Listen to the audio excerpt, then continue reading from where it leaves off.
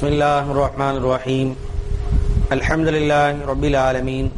வஸ்ஸலாத்து வஸ்ஸலாமு அலா ரசூலிகி ஸய்யிதினா முஹம்மதின் ஸல்லல்லாஹு அலைஹி வஸல்லம் வ அலா ஆலிஹி வ அஸ்ஹாபிஹி அஜ்மஈன். அம்மா பஅத்.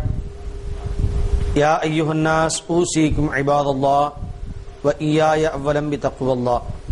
قال الله تعالى في القرآن العظيم والفرقان المجيد. أعوذ بالله من الشيطان الرجيم. بسم الله الرحمن الرحيم.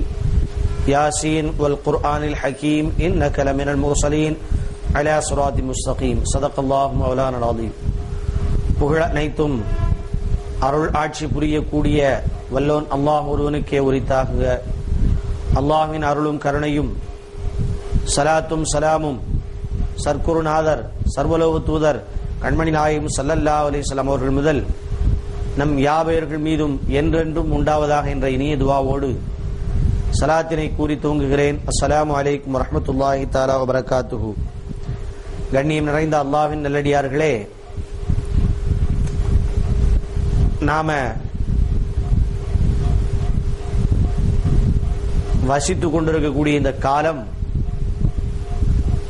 ஹிஜ்ரி ஆண்டினுடைய ஆரம்ப நாட்களை கடந்து கொண்டிருக்கிறது. இஸ்லாமிய புத்தாண்டு பிறந்து சில நாட்கள் சென்று கொண்டிருக்கிறது. இந்த இஸ்லாமிய புத்தாண்டு ஆரம்பிக்கப்படக்கூடிய இந்த முஹர்ரம் மாதத்தினுடைய 1ஆம் தேதி என்பது உலகத்திலே இல்லை என்று சொன்னால் தீன் என்பதே கிடையாது. ஸல்லல்லாஹு அலைஹி வஸல்லம் அவர்கள் மக்காவிலிருந்து மதீனாவிற்கு சென்ற அந்த பயணத்தை அல்லாஹ் சுப்ஹானஹு வ தஆலா இந்த முஹர்ரம் மாதத்தினுடைய முதல் தேதியிலே அல்லாஹ் அமைத்திருக்கிறான். அதுதான் இஸ்லாமிய வருடத்தினுடைய ஆரம்ப நாளாக இருக்கிறது. இது உலகத்திலே இல்லை என்று சொன்னால் தீன் இருந்திருக்காது. ஏனென்று சொன்னால் அண்ணல் நபி ஸல்லல்லாஹு அலைஹி வஸல்லம் அவர்கள் மக்காவை துறந்து மதீனாவிற்கு புறப்பட்ட அந்த நிகழ்வு என்பது சாதாரணமாக 2 பேர் அபூபக்கர் சித்திக் ரலியல்லாஹு அன்ஹு அவர்களும் ஸல்லல்லாஹு அலைஹி வஸல்லம் அவர்களும் மக்காவிலிருந்து மதீனாவிற்கு சென்றார்கள் என்ற ஒரு பயணமாக அது கிடையாது. அந்த பயணத்தினுடைய நிகழ்வை வைத்துத்தான் அண்ணல் நபி ஸல்லல்லாஹு அலைஹி வஸல்லம் அவர்கள் 13 ஆண்டுகள் மக்காவிலே ஆற்றி வந்த ஏகத்துவத்தினுடைய அல்லாஹ் ஒருவன் என்ற பிரச்சாரத்தினுடைய வீர பயணமாக அது அமைந்திருந்தது. அல்லாஹ்வின் பக்கம் மக்களை அழைக்கக்கூடிய அந்த பணியை ஒளிவு மறைவு பலவீனம் என்ற நிலையிலிருந்து விடுபட்டு மன திடத்துடன் வலிமையுடன் வெற்றி சிகரத்தை எட்டிப்பிடிக்க தொடங்கிய ஒரு பயணம்தான் அந்த ஹிஜ்ரத் பயணம் என்பது. ஏதோ 2 பேர் மக்காவிலிருந்து மதீனாவுக்கு போனாங்கிறது கிடையாது. ஒளிஞ்சு தீனுடைய பணியை செய்து வந்த அந்த நிலையை மாற்றி பகிரங்கமாக செய்யக்கூடிய நிலை நம்மளவில் இந்த தீன் வருவதற்கு அடிப்படையாக அமைந்தது ஹிஜ்ரத்தினுடைய பயணம். ஒரு மாபெரும் சகாப்தத்தின் தொடக்கமாக இந்த ஹிஜ்ரத் பயணம் அன்னைக்கு மட்டும் நடக்காம தோல்வியிலே முடிந்திருக்குமானால் இறுதி தூதர் கண்மணி நாயகம் ஸல்லல்லாஹு அலைஹி வஸல்லம் அவருடைய உயிரே போயிருக்கும். இது நாம சொல்லல, ஹஜ்ரத் அபூபக்கர் சித்திக் ரலியல்லாஹு அன்ஹு சொன்னார்கள், இன் அக்துல, நான் கொல்லப்பட்டால் ஃபஅன ரஜுலுன் வாஹிதுன், நான் ஒரு மனிதனை செத்து விட்டேன் யா ரசூலுல்லாஹ், அவ்வளவுதான். வ இன் குதில்தா ஹலக்கத்தில் உம்மா, நபியே நீங்கள் கொல்லப்படுவீர்கள் என்று சொன்னால் அல்லாஹ் பாதுகாத்தான். உங்களை உடைய ஹலாக்கு ஏற்படுமானால் ஹலக்கத்தில் உம்மா, இந்த உம்மத்தே ஹலாக்காகி விட்டது, இந்த ஈமானிய சமுதாயமே அழிந்து விட்டது என்று அர்த்தம் என்று கண்மணி நாயகம் ஸல்லல்லாஹு அலைஹி வஸல்லம் அவர்களை குறித்து ஹஜ்ரத் அபூபக்கர் சித்திக் ரலியல்லாஹு அன்ஹு அவர்கள் சொல்லி, அதனால நான் யா ரசூலுல்லாஹ் நான் பயப்படுகிறேன் உங்களை பாதுகாப்பதில்லை என்று சொன்னார்கள். அதனாலதான் இந்த பயணத்தை நபிகள் நாயகம் ஸல்லல்லாஹு அலைஹி வஸல்லம் அவர்கள் மிகவும் ரகசியமாக யாருக்கும் தெரியாத முறையில் வைத்து பயணம் செய்தார்கள். இந்த பயணத்திலே மனித சமுதாயத்திற்கு பல படிப்பினைகள் இருக்கிறது. இஸ்லாமிய வரலாற்றிலே மிகப்பெரிய திருப்புமுனையை ஏற்படுத்திய இந்த ஹிஜ்ரத் மிகப்பெரிய மனித சமுதாயத்திற்கு ஒரு பாடமாக இருக்கிறது. பொதுவாகவே ரசூலுல்லாஹி ஸல்லல்லாஹு அலைஹி வஸல்லம் அவருடைய ஒவ்வொரு அசைவிலும் ஒவ்வொரு செயலிலும் ஏராளமான பாடங்கள் நமக்கு இருக்கிறது. அதுபோல பெருமானார் செய்த இந்த ஹிஜ்ரத்திலும் மனித சமுதாயத்திற்கு ஏராளமான படிப்பினைகள் உள்ளன. அந்த படிப்பினைகளில் ஒரு சிலதை நாம் யோசிச்சு பார்த்தாலே நமக்கு மிகப்பெரிய ஒரு பாடங்கள் அதில் நாம் பெற்றுக்கொள்ள முடியும். அதாவது அல்லாஹ் சுப்ஹானஹு வ தஆலா நீங்க மக்காவிலிருந்து மதீனாவுக்கு போங்கன்னு சொல்லி சொன்ன உடனே ஸல்லல்லாஹு அலைஹி வஸல்லம் உடனே வாங்க மதீனாவுக்கு போகும்னு சொல்லி ரசூலுல்லாஹ் கிளம்பல. தங்களுடைய தோழர்களுக்கு மத்தியிலே அதை பத்தி பேசினாங்க. குறிப்பாக அபூபக்கர் சித்திக் ரலியல்லாஹு அன்ஹு இடத்திலே நாம எப்படி போகணும் என்ன அப்படிங்கிற திட்டங்கள் எல்லாம் வகுக்க சொன்னாங்க. ஹஜ்ரத் ஸல்லல்லாஹு அலைஹி வஸல்லம் அவர்கள் தன்னுடைய வீட்டிலே இருக்கிறார்கள். வீட்டிலிருந்து கிளம்பக்கூடிய அந்த இரவிலே ஹஜ்ரத் அலி ரலியல்லாஹு அன்ஹு அவர்களை அழைத்து என்னுடைய வீட்டில் இரவுல நீங்க தங்கிக்கிடுங்க, நாங்க ஹிஜ்ரத்து போறோம், நாங்க மக்காவிலிருந்து மதீனாவுக்கு போறோம் அப்படிங்கிற அந்த ஏற்பாடுகள்லாம் செய்யறாங்க. செஞ்சுட்டு சொன்னாங்க அலி ரலியல்லாஹு அன்ஹு இடத்திலே காலையில நம்ம இடத்திலே மக்கள் எல்லாம் பாதுகாப்பு காண்டி கொடுத்து வைக்கக்கூடிய அந்த பொருட்கள் எல்லாம் இன்னும் ஆளுகள்கிட்ட நீங்க ஒப்படைச்சிருங்க. ஏன்னா ரசூலுல்லாஹ் அந்த மக்கள் எல்லாம் அல் அமீன் அஸ்ஸாதிக், ரசூலுல்லாஹ்வுடைய தீனுக்கு மாற்றமாக அந்த மக்கள் பிரச்சாரங்கள் தீனை முடக்குவதற்குரிய காரியங்கள் செய்து வந்தாலும் ஸல்லல்லாஹு அலைஹி வஸல்லம் அவர்களை பொறுத்தளவிலே அந்த மக்கள் எல்லாம் மிகவும் மதிப்பு நம்பிக்கைக்குரியவர்களாக அவர்களை கருதினார்கள். அதனால தங்களுடைய பொருட்களை தங்களுடைய ஜாமான்கள் எல்லாம் கொண்டு ரசூலுல்லாஹ்ட்ட கொடுத்து வச்சிருப்பாங்க. ரசூலுல்லாஹி ஸல்லல்லாஹு அலைஹி வஸல்லம் பாதுகாத்து அந்த மக்களிடத்துல திரும்ப கேட்கும் போதெல்லாம் கொடுப்பாங்க. இப்படி நடைபெற்ற அந்த நிகழ்வுகளிலே ஸல்லல்லாஹு அலைஹி வஸல்லம் அவர்கள் ஹிஜ்ரத்துக்கு செல்லும் பொழுது யாருடைய பொருளும் நம்ம இடத்துல தங்கிடக்கூடாது.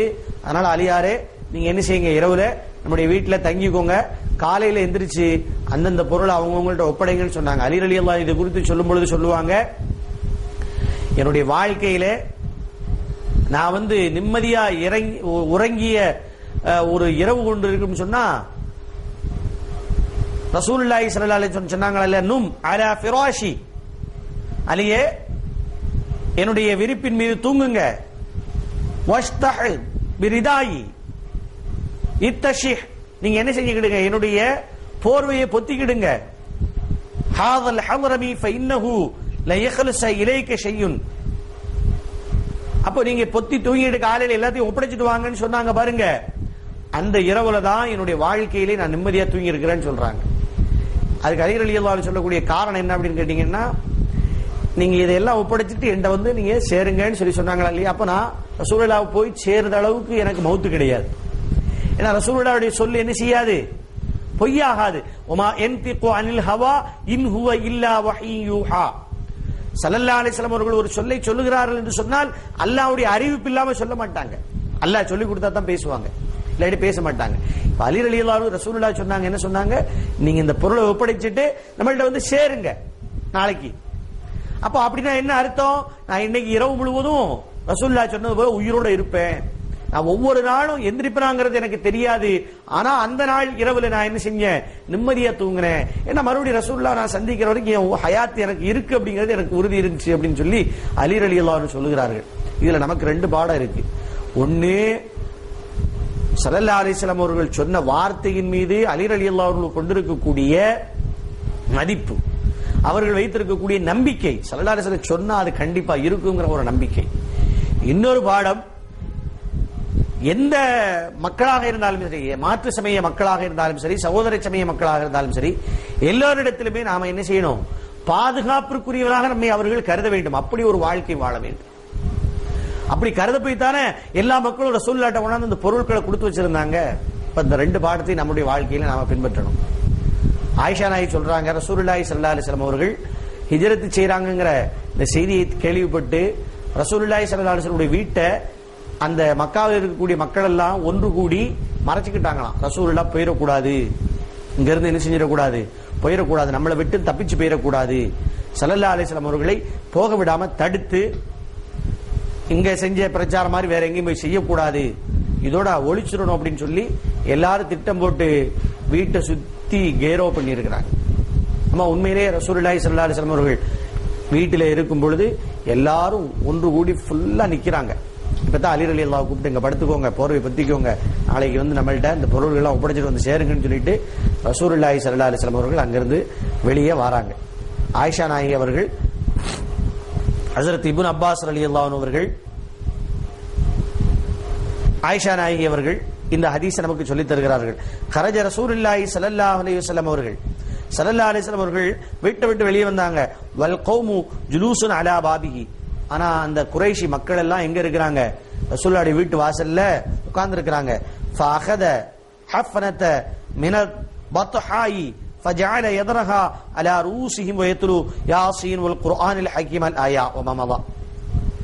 ரசூலுல்லாஹி ஸல்லல்லாஹு அலைஹி வஸல்லம் எல்லாரும் உட்கார்ந்து இருக்கக்கூடிய அந்த சமயத்துல யாசீனுடைய ஆரம்ப ஆயத்துக்களை ஓதியவர்களாக மண்ணிலிருந்து ஒரு புடியை எடுத்து அவர்களுடைய தலையின் மீது வீசினார்கள். அப்படி அவர்களுடைய தலையின் மீது வீசிவிட்டு அப்படியே இவங்க ரசூலுல்லாஹ் அப்படியே வெளியே வர ஆரம்பிச்சாங்க. அல்லாஹ் தஆலா அந்த மண்ணை கொண்டு என்ன செஞ்சா? எல்லார் கண்ணையும் போட்டான். ஒமா ரமைத்த இது ரமா வலாக்கின் அல்லாஹ் ரமா. அந்த எரிந்த பொழுது நபி ஸல்லல்லாஹு அலைஹி வஸல்லம் அவர்கள் எரியவில்லை, அல்லாஹ் எரிந்தான். குர்ஆனுடைய ஆயத்து சொல்லுகிறது. அப்படி எரிஞ்சிட்டு வெளியே வந்தாங்க. அந்த சமயத்தில் என்ன ஆச்சு அப்படின்னு கேட்டீங்கன்னா, அவங்களுடைய கண்களில் போய் அது ஒரு விதமான உறுத்தலை ஏற்பட்டுச்சு. எல்லாரும் கண்ணை தேய்ச்சிக்கிட்டு அப்படியே அந்த சிந்தனையில எல்லாருமே ஆயிட்டாங்க. ரசூலுல்லாஹ் ராகத்தா அப்படியே வெளியே எந்திரிச்சு போயிட்டாங்க. வெளியே எந்திரிச்சு போய் அதுக்கப்புறமா அபூபக்கர் சித்திக் ரலியல்லாஹு அன்ஹு வீட்டில் போய் சந்திச்சு அதுக்கப்புறமா அவங்களை அழைச்சிட்டு போய் நடந்த நிகழ்வுகள் எல்லாம் இருக்கிறது. அடுத்தடுத்த சந்தர்ப்பங்களை நாம பார்ப்போம். இப்ப நாம ஸல்லல்லாஹு அலைஹி வஸல்லம் அவர்களை அல்லாஹ் தஆலா எப்படி பாதுகாக்கிறான்? எல்லாரும் கண்ணு முழிச்சுக்கிட்டு இருக்கையிலே வெளியே கொண்டு போறான். இதுதான் அல்லாஹ்வுடைய குத்ரத்துங்கிறது. அப்ப அல்லாஹ்வுடைய சக்தியின் மீது நாம் நம்பிக்கை கொண்டு நம்முடைய வாழ்க்கையை நாம் கழித்தோம் என்று சொன்னால், ரசூலுல்லாஹி ஸல்லல்லாஹு அலைஹி வஸல்லம் எப்படி ஹிஜ்ரத்திலே வெற்றி பெற்றார்களோ அதுபோல நம்மளுக்கும் வெற்றி இருக்கிறது என்பதை விளங்க வேண்டும். அல்லாஹ் சுப்ஹானஹு வ தஆலா வெற்றியாளர்களாக நம்மை ஆக்கி அருள் புரிவானாக. ஆமீன் ஆமீன் யா ரப்பல் ஆலமீன். வாஹிர் தாவானா அல்ஹம்துலில்லாஹி ரப்பில் ஆலமீன். அஸ்ஸலாமு அலைக்கும் வரஹ்மத்துல்லாஹி தஆலா வ பரகாத்துஹு.